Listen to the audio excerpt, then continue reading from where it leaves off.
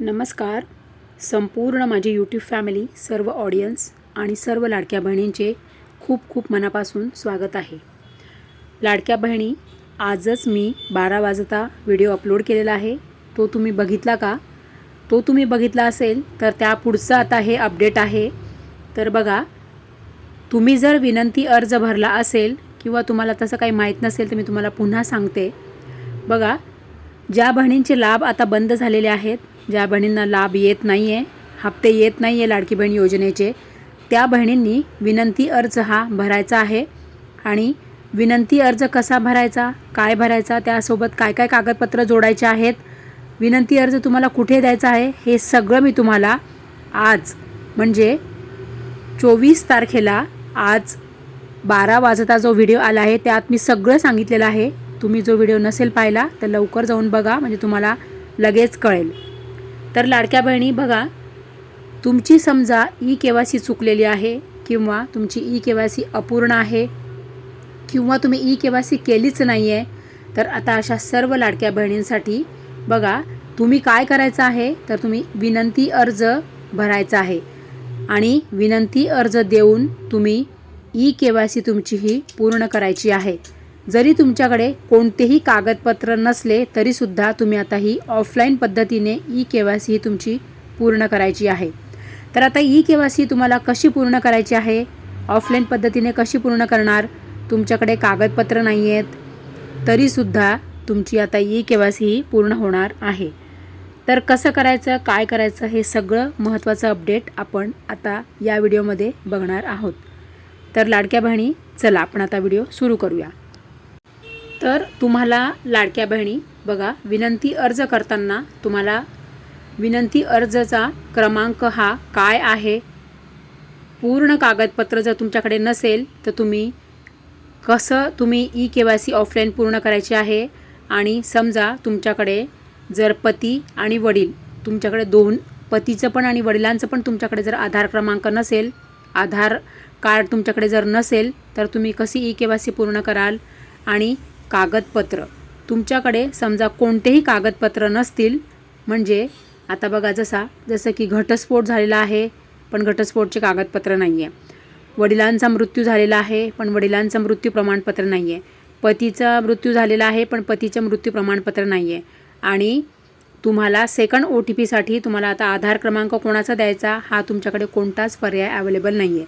तर अशा वेळेला तुम्ही ऑफलाईन पद्धतीने विनंती अर्ज देऊन ई-KYC तुम्हाला कशी पूर्ण करायची आहे हे सगळं आपण आता या व्हिडिओमध्ये बघणार आहोत.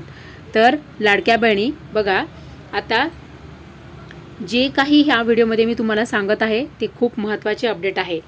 तर आता विनंती अर्ज देऊन तुम्ही पुन्हा लाभ हा तुम्हाला सुरू करू शकतात, कारण की हे सरकारने दिलेले अपडेट आहे, हे शासनाकडून आलेले अपडेट आहे. शासनाने तुम्हाला हा विनंती अर्ज भरायला सांगितलेला आहे आणि विनंती अर्ज भरून तुम्हाला तुमची ई-KYC आता पूर्ण करायची आहे.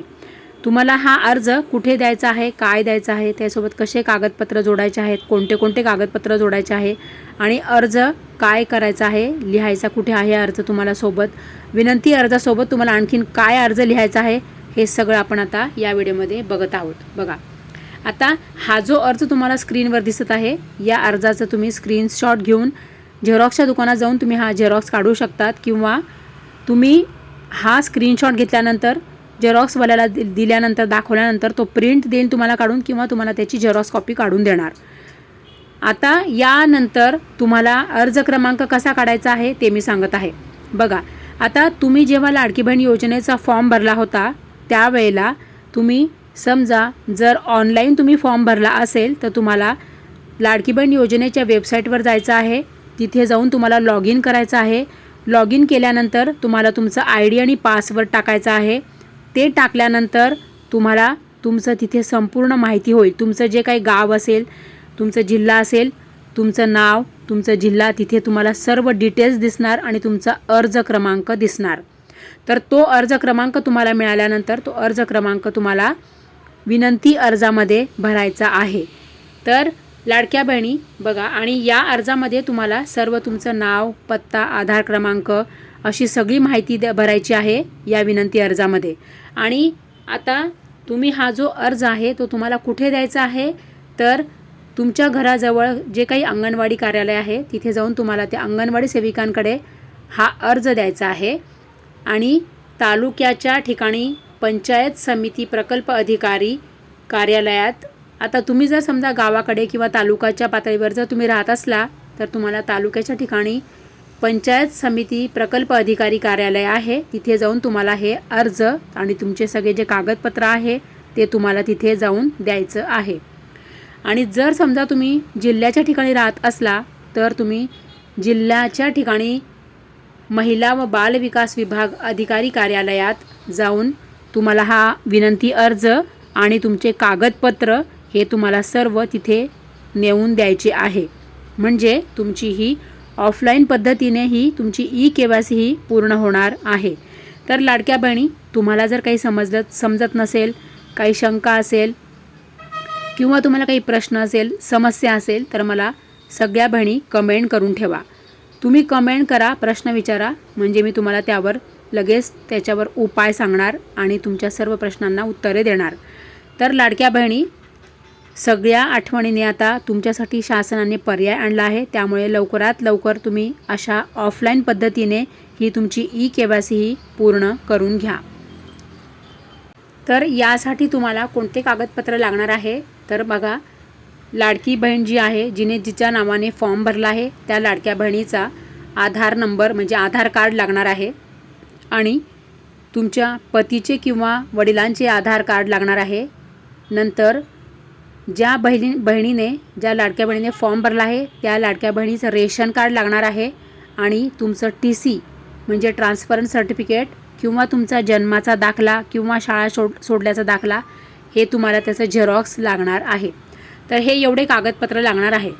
आता समजा तुमच्याकडे कोणतेच कागदपत्र नाही आहे किंवा पतीचा किंवा वडिलांचा पण आधार कार्ड नाही आहे तुमच्याकडे, किंवा तुमच्याकडे समजा रेशन कार्ड वगैरे नाही आहे किंवा हे सगळे कागदपत्र नाही आहे, तर काय करायचं आहे ते आता मी तुम्हाला सांगत आहे.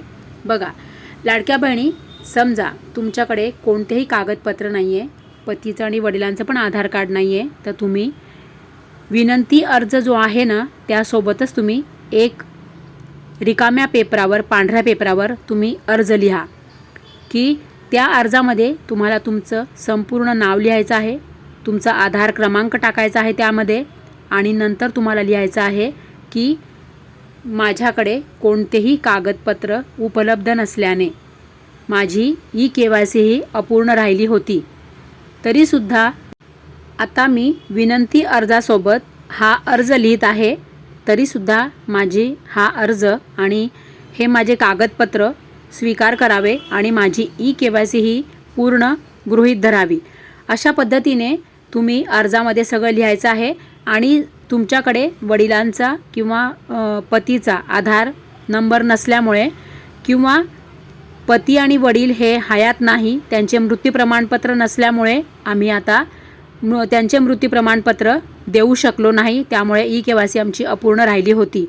तरीसुद्धा आता हे जे आम्ही कागदपत्र जोडत आहोत आणि विनंती अर्ज करत आहोत, तर हे कागदपत्र तुम्ही स्वीकारावे आणि आमची KYC ही मान्य करावी. अशा पद्धतीने सर्व लाडक्या बहिणी, ज्याप्रमाणे तुमचे आता ज्यांना पती नाही आहेत त्यांनी पती नाही आणि आधार कार्ड नाही असं लिहा, ज्यांना वडील नाही आहेत ते वडील नाही आणि मृत्यू प्रमाणपत्र नाही, आधार कार्ड नाही असं लिहा. आणि ज्या बहिणींकडे आता जशा पद्धतीने तुम्हाला जसा प्रॉब्लेम आहे तसं तुम्ही विनंती अर्जाबरोबर आणखी एक अर्ज लिहायचा आहे, त्यामध्ये तुम्हाला हा सगळा मजकूर लिहायचा आहे. आणि तुम्हाला समजा विनंती अर्जाचा मध्ये जो अर्ज क्रमांक लिहायचा आहे, तर तो अर्ज क्रमांक आता तुम्ही जिथून तुम्ही अर्ज भरला होता, समजा तुम्ही महाई सेवा केंद्रातनं जर तुम्ही अर्ज भरला असेल, म्हणजे लाडकी बहीण योजनेचा फॉर्म भरला असेल, तर तुम्हाला तिथून पावती मिळाली असेल किंवा तिथे गेल्यावर तुम्हाला तुमचा अर्जाचा क्रमांक म्हणजे फॉर्म नंबर तुम्हाला तिथे मिळेल, तो अर्ज क्रमांक तुम्हाला विनंती अर्जामध्ये लिहायचा आहे, टाकायचा आहे. आणि जर तुम्हाला नाही मिळाला तर अंगणवाडी कार्यालयामध्ये तुम्हाला तुमचा अर्ज क्रमांक मिळेल, तो तुम्ही विनंती अर्जामध्ये तुमचा विनंती अर्ज क्रमांक टाकायचा आहे. अशा पद्धतीने सगळी तुम्ही व्यवस्थित सगळे कागदपत्र लिहा तुम्हाला मी आत्ता सांगितलं की कागदपत्र काय काय लागणार आहे ते सर्व कागदपत्र तुम्ही जोडा. तुम्हाला तुमच्याकडे जे जे कागदपत्र नाही ते तुम्ही अर्जामध्ये सगळं लिहा, मजकूर लिहा आणि नंतर म्हणा कृपया करून हे सगळे आम्ही कागदपत्र देत आहोत आणि विनंती अर्ज देत आहोत आणि आमची ई-KYC मान्य करावी आणि आम्हाला नोव्हेंबर डिसेंबरचा हप्ता मिळावा. तुमचे जे काही हप्ते राहिले आहेत ते पण तुम्ही त्या अर्जामध्ये लिहा की आम्हाला सर्व हप्ते आमचे मिळावे. ही सरकारला विनंती आहे, नम्र विनंती आहे. अशा पद्धतीने तुम्ही विनंती अर्जासोबत हा पण अर्ज लिहा आणि त्यात सर्व तुमची सविस्तर सगळी माहिती टाका. तुमचं आधार कार्ड, तुमचं अर्ज क्रमांक, तुमचे जे काही कागदपत्र तुमच्याकडे नाही आहे ते सगळं अशा पद्धतीने सर्व व्यवस्थित सगळं अर्ज लिहा. तरीसुद्धा लाडक्या बहिणी तुम्हाला समजा काही समस्या आली, अडचणी आल्या, काही प्रॉब्लेम आला, काही प्रश्न असले तर मला कमेंट करायला विसरू नका. मला सगळ्या लाडक्या बहिणी तुम्ही कमेंट करा म्हणजे मी तुमच्यासाठी यापुढील व्हिडिओ लगेच घेऊन येते. तर लाडक्या बहिणी आठवणीने चॅनल सबस्क्राईब करा आणि सगळ्यांना हा व्हिडिओ शेअर करा म्हणजे त्यांनाही मदत होईल.